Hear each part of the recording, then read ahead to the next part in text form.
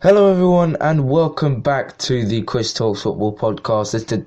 This is episode number 14 of this podcast, and today, the last couple of weeks in fact have been active with manager sackings all the way through. Also we've had Champions League and Europa League football and the Premier League as well. I'm very sorry that I didn't do this earlier, but I'm doing it now, so hopefully you guys do not complain. But we will get into the big story in the Premier League as well, with the fact that Tottenham now have a new manager. Arsenal are searching for one as well, with Unai Emery. We'll also look at the managers that are most under pressure, the likes of Everton Everton and West Ham after their defeats, and also potentially Watford and Newcastle. So we'll have a look there as well. We'll also go through the Championship, the EFL as well, and we'll look into the European results too. So hopefully we're in for a good episode.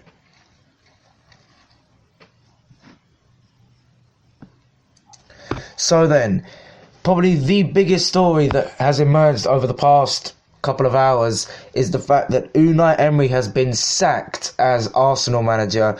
Now, he's been in charge since Arsene Wenger left, so around about 18 months. So in those 1.5 years that he's been in charge at the club, he has taken them to a Europa League final but no Champions League spot.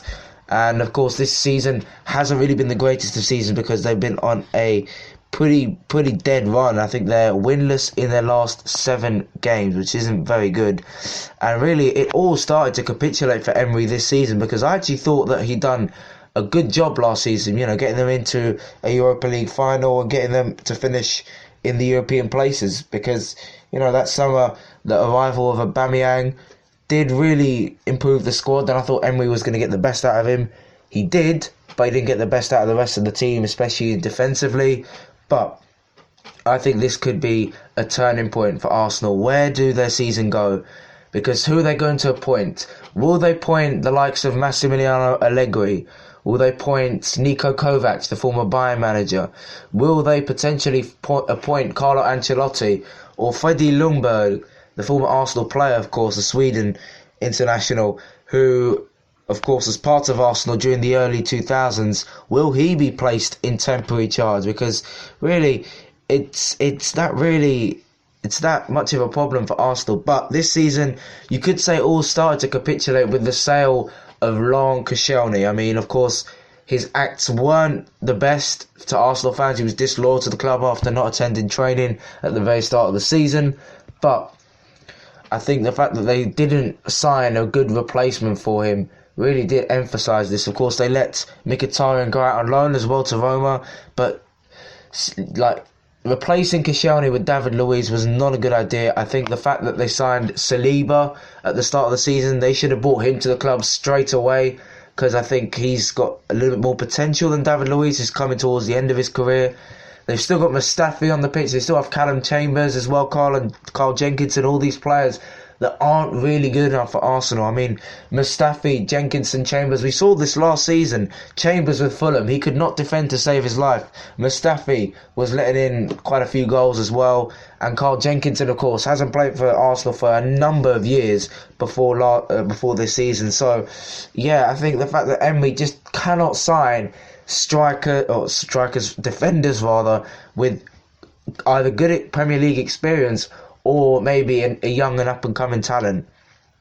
But also, the handling of Mesut Ozil, their star player, in my opinion, is why he started to fall out with Emery. Because, really, giving him £350,000 a week, I mean, I would break both of my legs and arms for that sort of money.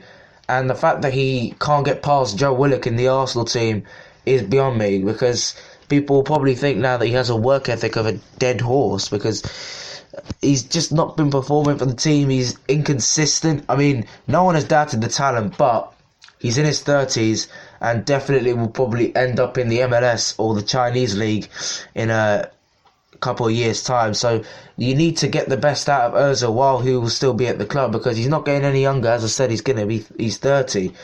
But also, the captaincy, the whole Granit Xhaka incident, of course, giving Xhaka the captain.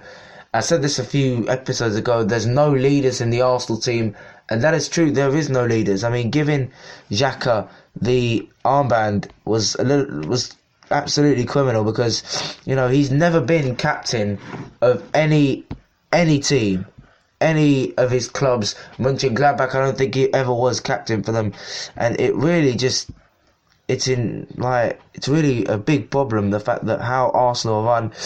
Obviously, Stan Kroenke, the owner of Arsenal, seems to be the new Mike Ashley, allergic to spending any money, and that's where it's gone wrong for Arsenal this season. But they, of course, had to rescue themselves from 2-0 down against Southampton to get a 2-2 draw in the Premier League, and they were very lucky, Lacazette giving them.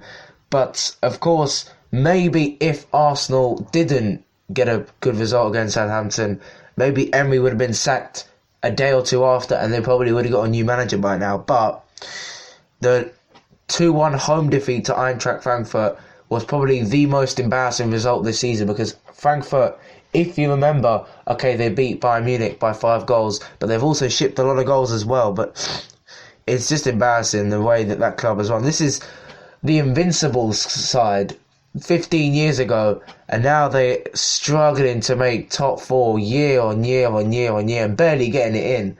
So really, it's just the downfall of Arsenal has really been well documented by the fans, really, by the banners when Wenger was in charge, and by the fact that they don't want Emery out. But who will be at Arsenal? If it was me, could Allegri possibly go to Arsenal? I mean, obviously, he was the Juventus manager before he stepped aside. I think he could be in the running. I mean, there's no reason why Allegri can't not be the Arsenal manager. He's a very good manager, of course, taken to Juventus to multiple Champions League finals. Of course, he was one of the main reasons why Ronaldo signed for Juventus, because they're building something special at Juventus. But I think they could really, really do well, and I think that the manager that they have there in Juventus, in Maurizio Sarri, okay, yes, he's doing well, but like the French league, it's a bit of a pudding league. I mean, you can win about 20 games and still be champions, but yeah, it is dire. But for me, I think Allegri, they really will have to go for. Pochettino as well. Maybe they could go for Pochettino, but I think the only reason why they wouldn't is because, of course, the connection with Tottenham. And speaking of Tottenham, they have got their Jose Mourinho era to a good start, of course, getting a win against West Ham, who Pellegrini is struggling as well. We'll talk about that in a bit. And they also came from 2-0 down to beat Olympiacos, the Greek Super League champions, 4-2 in the Champions League. So they've got their Champions League back off and running. Jose Mourinho, 2 wins out of 2. Can he maintain that form? I mean, who have Tottenham got this weekend as I look at the fixtures? But while I look at the fixtures, while they load, what do you think of the signing of Jose Mourinho? They've got Bournemouth next, and remember, Bournemouth have lost their last 2 and actually only scored at that time only once. So, well, only twice rather. So, you know, it's not going really well. And after the win against Man United, Bournemouth do need a good result. But they're at home, where, you know, obviously Jose got the first win. But can he build momentum on it? I think Jose Mourinho, is as good as Pochettino. I think Pochettino has really made a good career out of himself in Tottenham over the half decade he was at the club, obviously getting into the Champions League final. But Jose Mourinho has won the Champions League final with Inter. He's won domestic titles in Italy. Of course, he won the treble with Inter. He's beaten Pep Guardiola once in his career, obviously when he was at Real Madrid. And of course, he has won titles here with Chelsea. So yeah, I think Mourinho could be a good manager. But whether the fans will like his style of play or not, we don't know, because this is obviously his 3rd English club. But is he a good appointment? For me, I think he is. I think, obviously, he's got Harry Kane back and scoring. He scored in the Champions League and he scored this weekend. He is back up and running. He's getting the best out of Dele Alli, which is very good to see as well.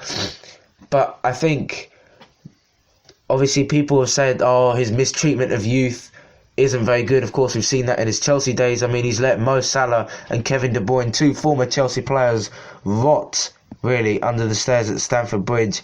But yeah, I think that Mourinho could do something good at Tottenham. I think he could maybe try and replicate the Champions League success that they had getting to the final.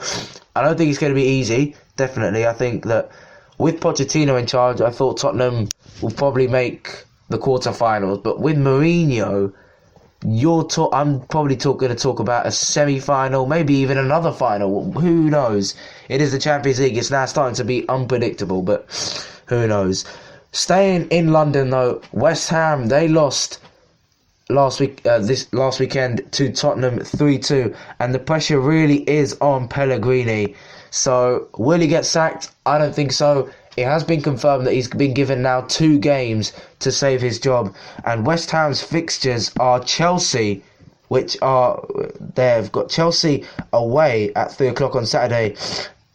So I don't think it's going to get any better. I think if Chelsea, if you look at their last round of results, Chelsea, of course, they lost to Manchester City, their first defeat in I think 8 or 9 games. But obviously they didn't win against Valencia in the Champions League.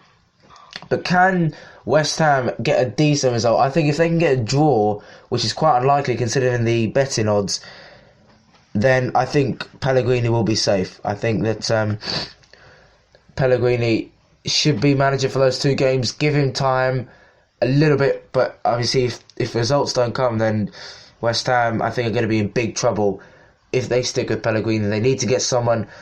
Obviously, Eddie Howe's been linked with the job quite a lot. So is Chris Wilder.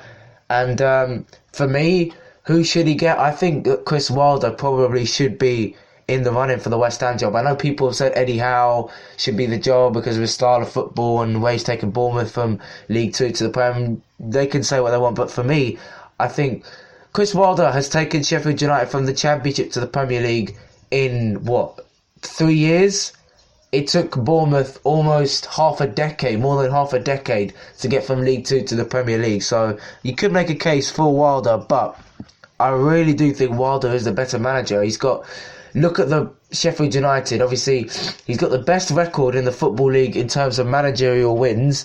So I think he could really bring a atmosphere to West Ham. I think that he's a good manager. Obviously, if he does leave Sheffield United, he will receive a little bit of stick when West Ham go to Bramall Lane in the later part of the season. But I think that Chris Wilder is a good manager. With Eddie Howe, you look at Bournemouth, they're a little bit inconsistent. I think that they seem to have good starts to the season and then sort of tail off around this time. And, they do piece some wins here and there, but they do finish the season a little bit weakly. And obviously we've seen that West Ham haven't really had good starts to the season for the last couple of seasons. Obviously last season they lost their first 4 games, so it wasn't a very good season. The start to this season wasn't particularly great as well, if you consider the fact that it took until the 3rd match day to get a win after the Manchester City pummeling at the start of the season. But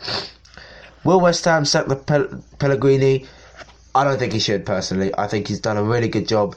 Another person who's done a really good job, Wolves. Their boss, Nuno Espirito Santo, he could be in the running for the Arsenal job. I have not talked about him. Will he leave Wolves?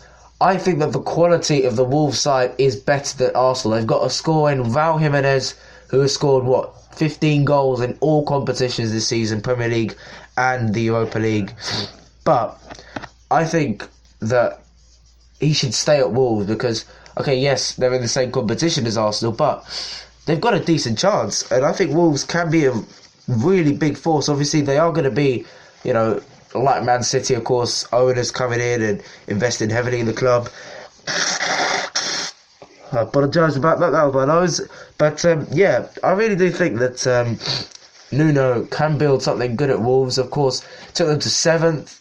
And he's took them from almost the relegation zone at the start of the season to almost 5th place now. So he's done a really good job at Wolves. And I think the only thing that will lure him away is money, because he is on a good contract, don't get me wrong. But obviously Arsenal want a top manager, so they're going to offer him a lot of money. But yeah, it depends whether he goes or not. But yeah, another manager under pressure, Marco Silva, Everton. Will he be gone? He has not been sacked. He's still Everton, but he's probably, as Pellegrini, he's probably going to be given a game or two to save his job, because the defeat against Norwich, the bottom side, is just unacceptable. And Norwich, who have been shipping goals like, I don't even know, their defence has been more leaky than the pipes at the ceiling of my house. But yeah, I think really it's not been a very good time for Norwich and for Everton. This sort of reminds me of when they lost to Sheffield United early in the season. But yeah, it could be that the fact that maybe Everton, they haven't spent the right amount on players. I mean, look at the signings they made this season. Moise Kean, okay, he's young, he's talented, but he's only made 20 senior appearances, so you could say he hasn't really got the experience, and they sort of overspent a little bit too much. But will he stay as manager? For me, I think Marco Silva is a decent manager. I think he's definitely a mid-table manager, 100%. I don't think he's top 6 or any of that. But will he stay at Everton? That is the main question. Because let's have a look at what fixtures they've got this weekend. Everton have got, that is Saturday, Sunday. They've got Leicester away, and that is going to be a tough game, especially when you look at the teams that have gone away at Leicester and got a result. None of them have. Spurs haven't. Who else? Newcastle certainly haven't. Burnley haven't. So I think it could be even tougher for Everton this season. But yeah, all credit to Norwich that weekend. Daniel Farke, I said he'd probably be the next manager to be sacked, but he's done well. He's kept them up. Hopefully they can build on this, because Norwich, of course, December is when the fixture congestion list really gets crazy, of course, with the FA Cup coming along in January as well. So results need to be put on now. But speaking of Leicester, Brendan Rodgers is linked with the Arsenal job. I don't think he'll go. I think Brendan Rodgers will stay at Leicester. I think that why would he leave to go to a team that's low in the table? The only real reason he would be money. But yeah, I think that he's done really well at Leicester. The quality of the Leicester squad is class, better than the one that won the league title almost half a decade ago. And they're doing well, Leicester. They really are. They've pushed on, they've cracked on, they've beaten Brighton. Jamie Vardy has really found his scoring form this season, reminiscence of the 11-game run that he went on when they won the league. But can Leicester maintain this good run of form? I think they can. So can they? That is for certain. Manchester United, Ole Gunnar Solskjaer may be feeling the pressure now, because his side came back against Sheffield United, but then lost the lead against Sheffield United. And Sheffield United, as I said, Chris Wilder's got a really good team spirit going on at Sheffield United. But Solskjaer now, obviously, he's got Rashford scoring a couple of goals, which is very good. But you consider the fact that they fielded a very, very young team. I didn't even know who half of the starting 11 was for Manchester United in the Europa League in Kazakhstan yesterday. And for some reason, teams have gone to Kazakhstan, have come a cropper. If you remember, Scotland in the Euro 2020 qualifiers went to Kazakhstan, 3-0 defeat, embarrassing result. Manchester United have gone to Kazakhstan, although they've played pretty much their kids, and they've lost to a Kazakhstani club. Pretty embarrassing, especially considering it's Manchester United. So, whether Ole Gunnar Solskjaer can go back to winning ways, we'll have to find out. But will they keep Solskjaer as manager? Because of course they are playing on Sunday. They're at home to Aston Villa. I do expect them to win that game, because even though Aston Villa won 2-0 against Newcastle, by the way, Dean Smith, the Aston Villa boss, has signed a 4-year contract with Villa, so it looks like he's not going to be in the running for the West Ham job, like some outside campaigns have tipped it to be. But if it can benefit Villa from him signing the 4-year contract, then he'll probably do it. But as I went back to the point I was making for Manchester United, I think Solskjaer needs to bring a little bit of form. He definitely needs to bring a striker in because he's Rashford and Martial really are the only strikers. Greenwood, yes, he's a striker, but he hasn't really been in the first team starting picture. They need to bring in a striker. There's talks that maybe Erling Braut Haaland may be bought in January. Mandzukic, of course, may be bought in January. But Manchester United, they need to shore up their defence and their attack, in my opinion. Manchester City still trying to keep on course with the leaders of the Premier League, Liverpool, after they beat Chelsea by 2-1. It really brought an end to Chelsea's form, and Chelsea have been the form team in the division despite the runs of Leicester and Liverpool. Chelsea have really done well, and they will bounce back 100%. Obviously, they're playing West Ham at home. I think they'll probably 90% get a win, unless, they have a really bad day at the office. But, Frank Lampard, again, doing a really good job, keeping them in the top four, and it's a good job. But speaking of Liverpool, they had to, rely on VAR once again to win them the match against Crystal Palace away at home. Wilfried Zaha scored an equaliser, and then they had a second goal ruled out because of a potential push on their defender. And by the way, Liverpool drew 1-0 at home to Napoli, and that is their home form gone.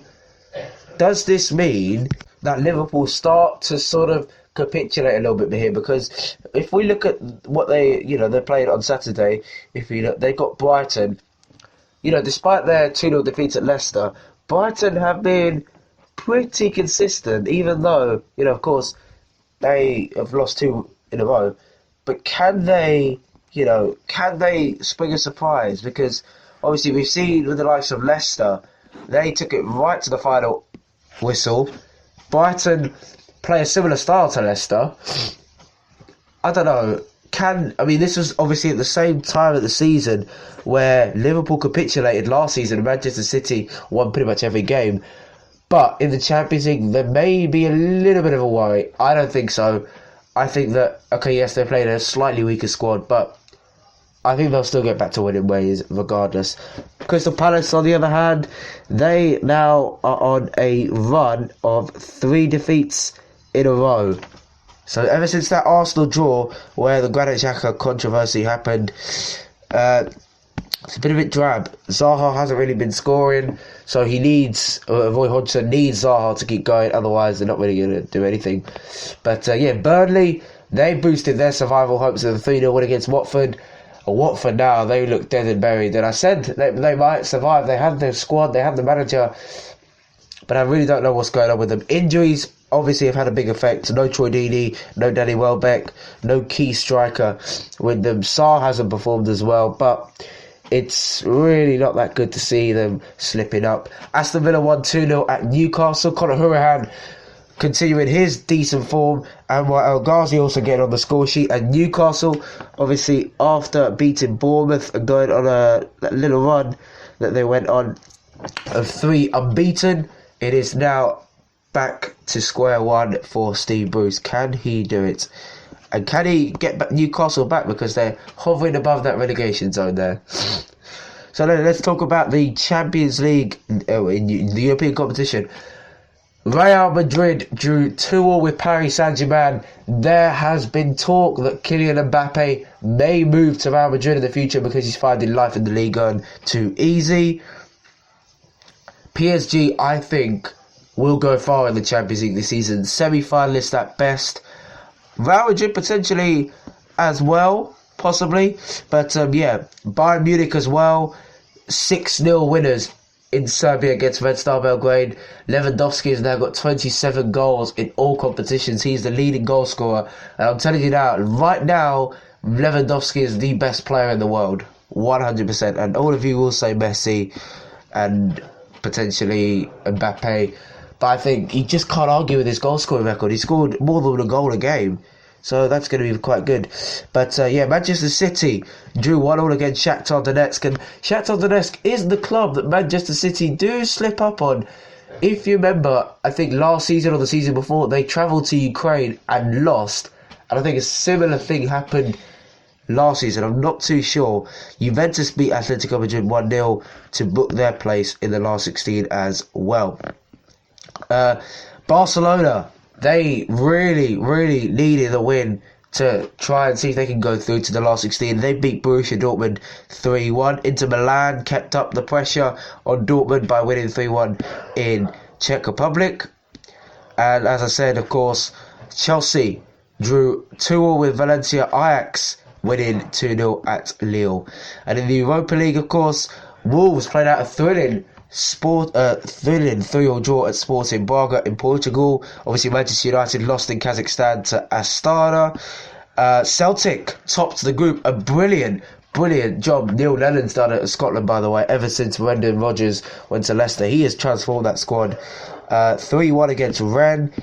Obviously, Arsenal lost to Frankfurt at home. Rangers they're one step closer to booking their place in the last 16 with a draw in Netherlands against Feyenoord Rotterdam. So then, into the Championship. West Brom, one defeat all season. They are top of the Championship. They have a really solid cushion over Fulham, who are in third place. 7 points is the gap. Surely this is West Brom's year. Can they return to the Premier League? Preston, the surprise package of the season. They're doing well under Alex Neil. Steve Cooper's got Swansea riding high as well. Stoke and their continued revival took a little bit of a halt as well.